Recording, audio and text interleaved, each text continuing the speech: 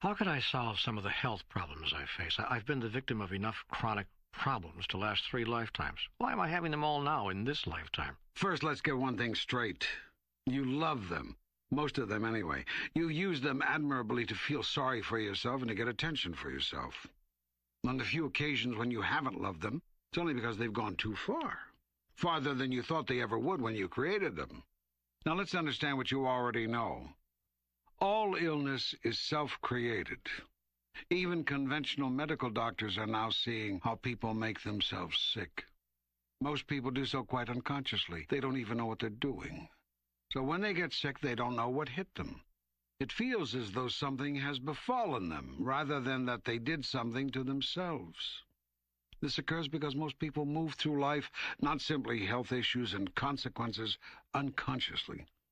People smoke and wonder why they get cancer. People ingest animals and fat and wonder why they get blocked arteries. People stay angry all their lives and wonder why they get heart attacks.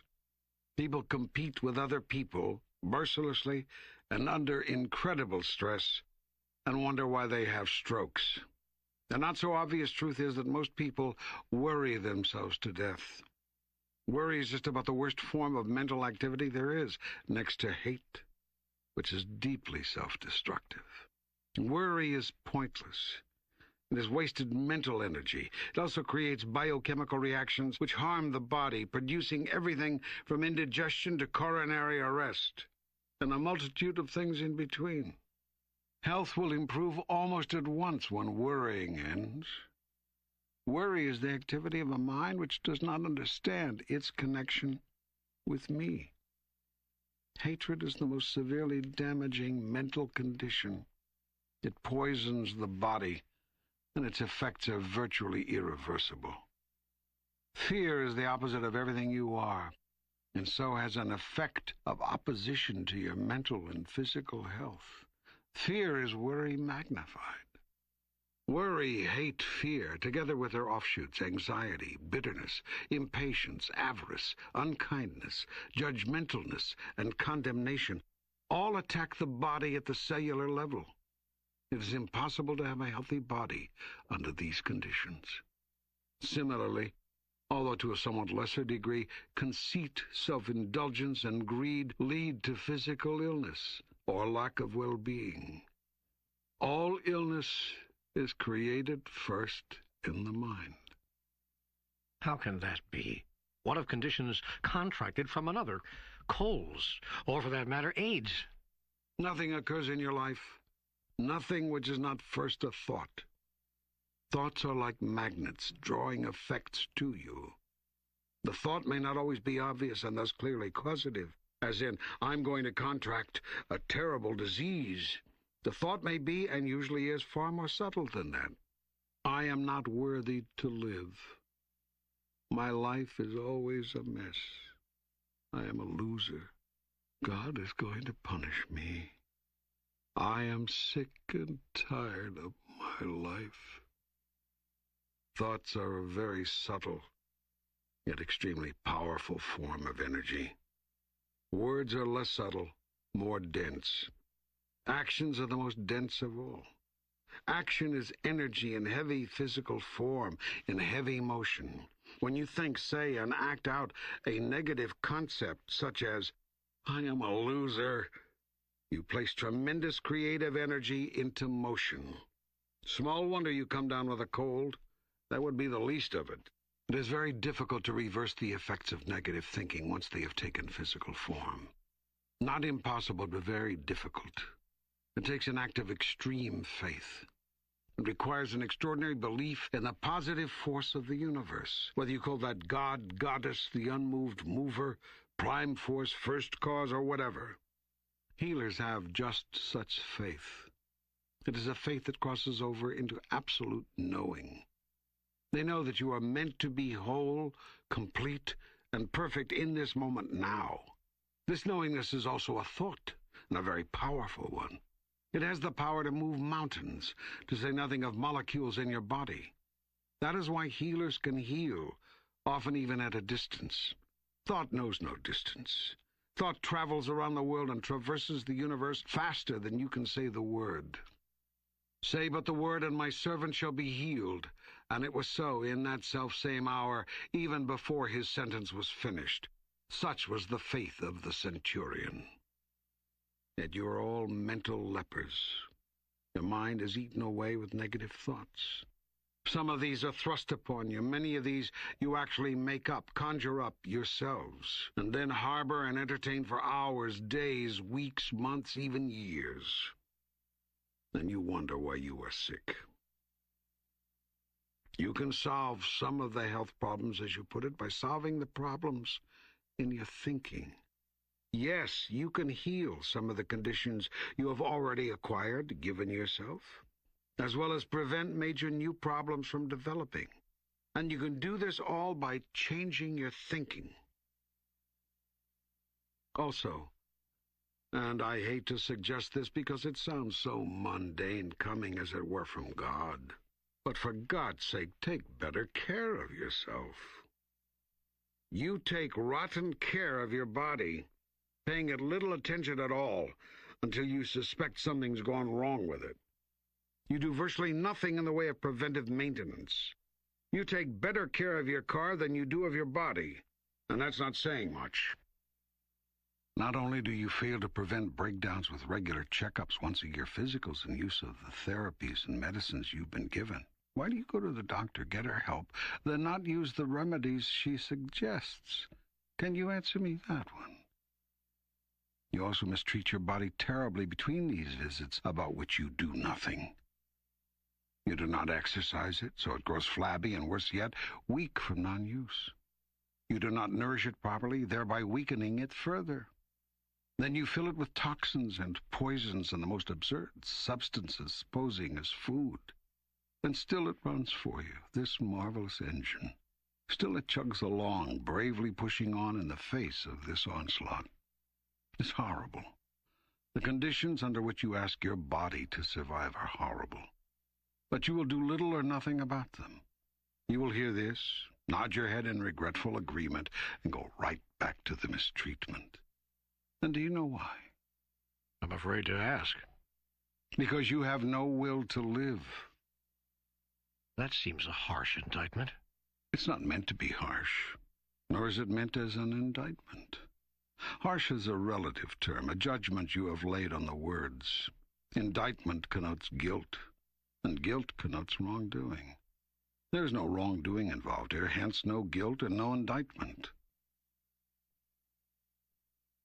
I've made a simple statement of truth. Like all statements of truth, it has the quality of waking you up. Some people don't like to be awakened. Most do not. Most would rather sleep. The world is in the condition that it's in because the world is full of sleepwalkers. With regard to my statement, what about it seems untrue? You have no will to live. At least you have had none until now. If you tell me you've had an instant conversion, I will reassess my prediction of what you will now do. I acknowledge that my prediction is based on past experience. It was also meant to wake you up. Sometimes, when a person is really deeply asleep, you have to shake him a little. I've seen in the past that you have had little will to live. Now, you may deny that, but in this case, your actions speak louder than your words. If you ever lit a cigarette in your life, much less smoked a pack a day for 20 years as you have very little will to live. You don't care what you do to your body. But I stopped smoking 10 years ago. Only after 20 years of grueling physical punishment. And if you've ever taken alcohol into your body, you have very little will to live. I drink very moderately. The body was not meant to intake alcohol. It impairs the mind. But Jesus took alcohol. He went to the wedding and turned water into wine. So who said Jesus was perfect? Oh, for God's sake. Say, are you becoming annoyed with me? Well, far be it from me to become annoyed with God. I mean, that would be a bit presumptuous, wouldn't it? But I do think we can carry this a bit too far. My father taught me all things in moderation. I think I've stuck to that where alcohol is concerned. The body can more easily recover from only moderate abuse. The saying is therefore useful. Nevertheless, I'll stick to my original statement. The body was not meant to intake alcohol. But even some medicines contain alcohol. I have no control over what you call medicine. I'll stay with my statement. You really are rigid, aren't you? Look, truth is truth. Now, if someone said a little alcohol won't hurt you, and placed that statement in the context of life as you now live it, I would have to agree with them. That does not change the truth of what I've said. It simply allows you to ignore it. Yet consider this. Currently, you humans wear your bodies out typically within 50 to 80 years. Some last longer, but not many. Some stop functioning sooner, but not the majority. Can we agree on that? Yes, okay. All right, so we have a good starting point for discussion. Now, when I said I could agree with the statement, a little alcohol won't hurt you, I qualified that by adding, in the context of life as you now live it. You see, you people seem satisfied with life as you now live it. But life, it may surprise you to learn, was meant to be lived a whole different way. And your body was designed to last a great deal longer. It was? Yes. How much longer? Infinitely longer. What does that mean? It means, my son, your body was designed to last forever. Forever? Yes, forevermore. You mean that we are never supposed to die? You never do die.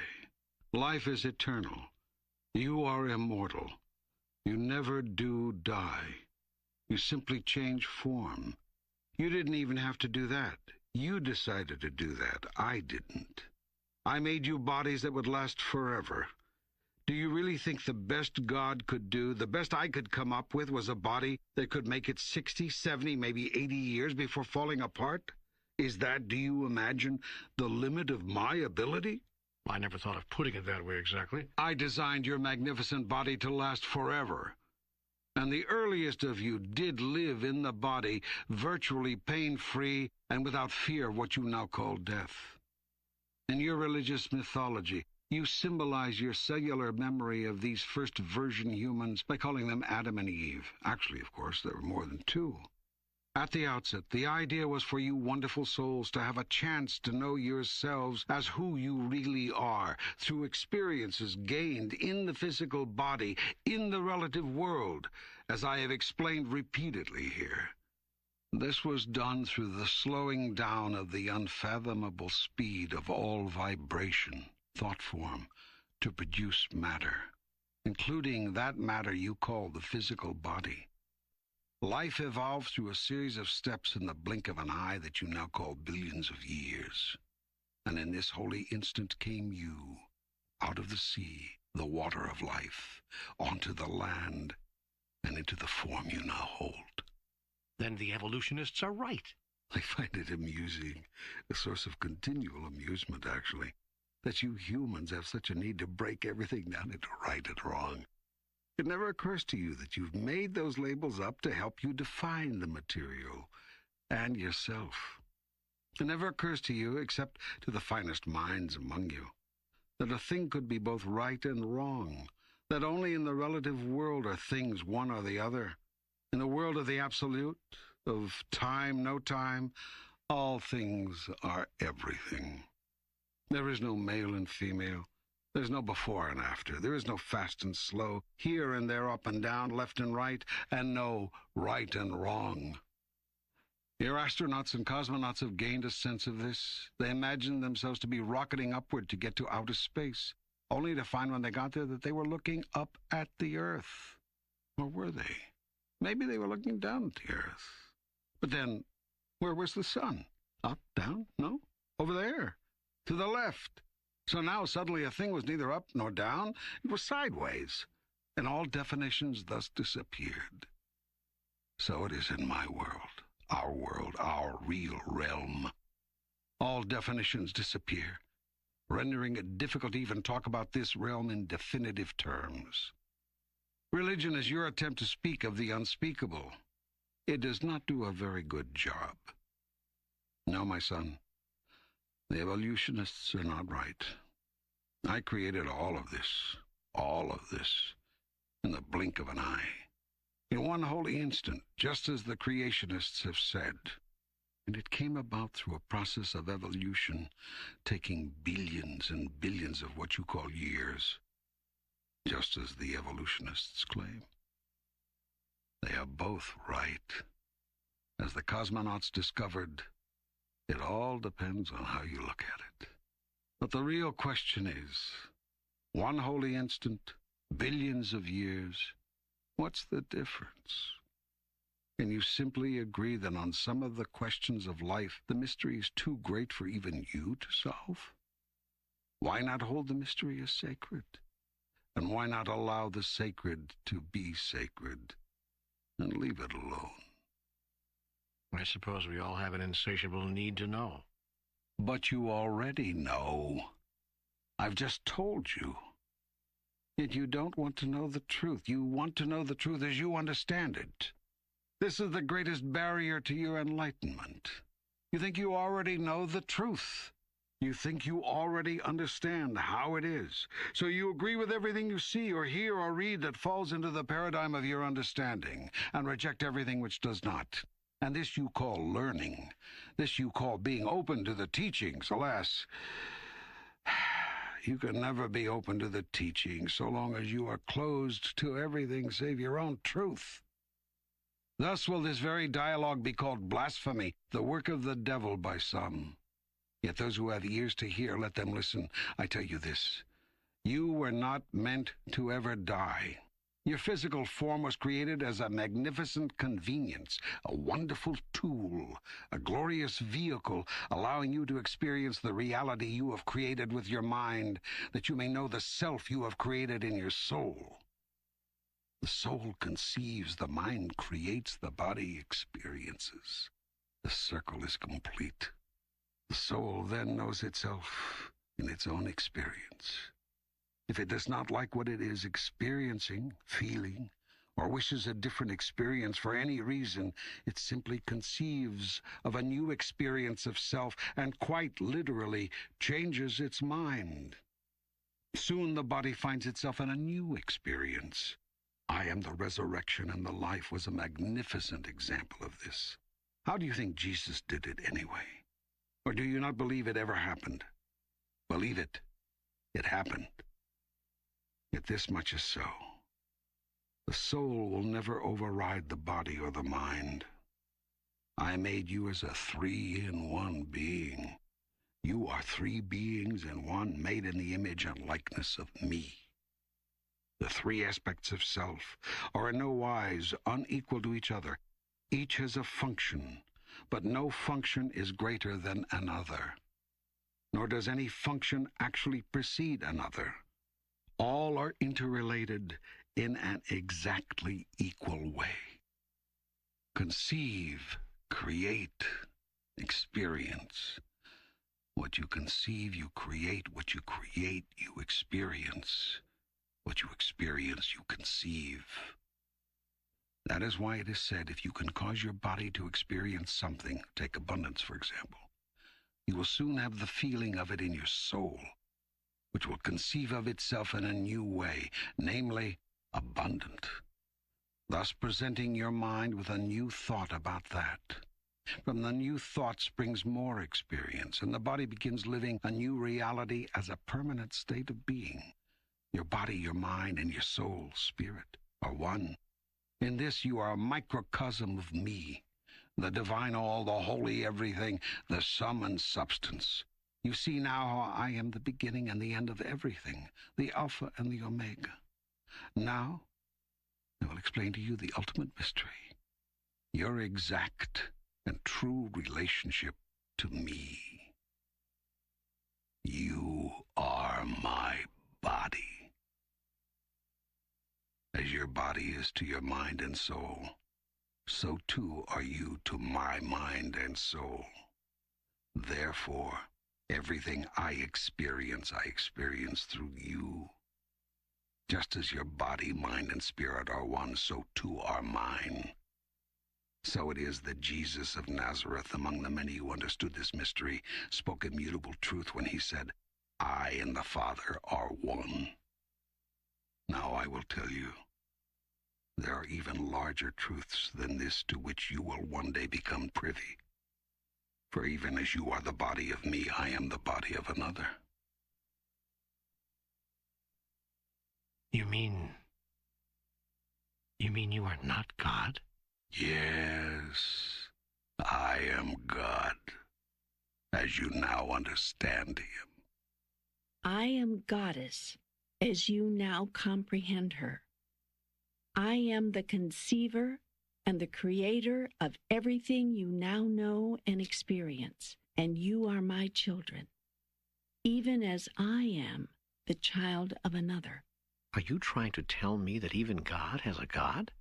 I am telling you that your perception of ultimate reality is more limited than you thought, and that truth is more unlimited than you can imagine. I am giving you ever so small a glimpse of infinity, an infinite love, a much larger glimpse, and you could not hold it in your reality. You can barely hold this. Wait a minute. You mean I'm not really talking with God here? I've told you, if you conceive of God as your creator and master, even as you are the creator and master of your own body, I am the God of your understanding, and you are talking with me, yes. It's been a delicious conversation, no? Well, delicious or not, I thought I was talking with the real God, the God of gods. You know, the top guy, the chief honcho. You are, believe me, you are. And yet you say that there is someone above you in this hierarchical scheme of things. We are now trying to do the impossible, which is to speak of the unspeakable. As I said, that is what religion seeks to do. Let me see if I can find a way to summarize this. Forever is longer than you know. Eternal is longer than forever. God is more than you imagine. God is the energy you call imagination. God is creation. God is first thought, and God is last experience, and God is everything in between. Have you ever looked down a high-powered microscope or seen pictures or movies of molecular action and said, "Good heavens, there's a whole universe down there"? And to that universe, I, the now present observer, must feel like God. Have you ever said that or had that kind of experience? Sure, I would imagine every thinking person has. Indeed. You have given yourself your own glimpse of what I am showing you here. And what would you do if I told you that this reality of which you have given yourself a glimpse never ends? Explain that. I'd like to ask you to explain that. Take the smallest part of the universe you can imagine. Imagine this tiny, tiny particle of matter. Okay. Now cut it in half. Okay. What have you got? 2 smaller halves. Precisely. Now cut those in half. What now? 2 smaller halves. Right. Now again and again. What's left? Smaller and smaller particles. Yes, but when does it stop? How many times can you divide matter until it ceases to exist? I don't know. I guess it never ceases to exist. You mean you can never completely destroy it? All you can do is change its form? It would seem so. I tell you this. You have just learned the secret of all of life and seen into infinity. Now I have a question to ask you. Okay. What makes you think infinity goes only one way? Oh, so there's no end going up any more than there's an end going down. There is no up or down, but I understand your meaning.